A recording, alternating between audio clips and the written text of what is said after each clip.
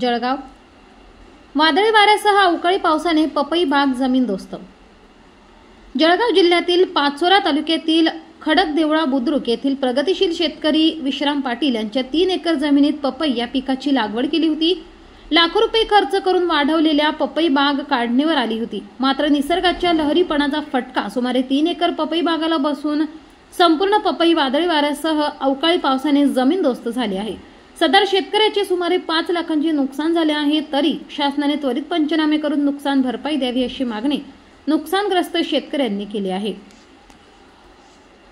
मी खडकदेवळा येथील रहिवासी श्रावण विश्राम देवरे, खडकदेवळा बुद्रुक तालुका पाचोरा येथील रहिवासी असून माझे 269 गट नंबरमध्ये 3 एकर पपईचे प्लांट लावले आहे इकोबेरी म्हणून। तरी मी 20 रुपये रोपाने ते रोप खरेदी केलेलं होतं। लागवड माझी 28 मार्चची लागवड होती आणि मार्चपासून माझे काहीतरी 2-3 तोडे झालेले आहेत आतापर्यंत।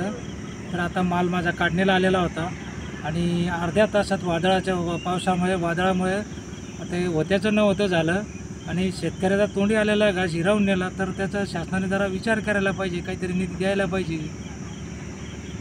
किती एकरमध्ये किती झाड लागवड होती? 3-3.5 एकर होती आमची शेती। तर त्याच्यात 27 प्लॅन लावले, 27 झाडं लावली आहेत। 8 बाय 8 वर लागवड केली।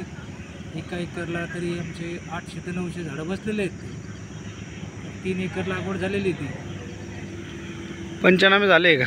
पंचनामे झालेत, पण आता शासनाने त्याच्यावर विचार करायला पाहिजे, निधी द्यायला पाहिजे। शासनाने काहीतरी शेतकऱ्याचा विचार करायला पाहिजे, कारण आमचं जवळजवळ 5 ते 6 लाखाचं नुकसान झालेलं आहे आता। त्याच्यातून शासनाने अर्धे तरी द्यायला पाहिजे, शेतीचा खर्च नाही गेला आमचा केवढा तरी।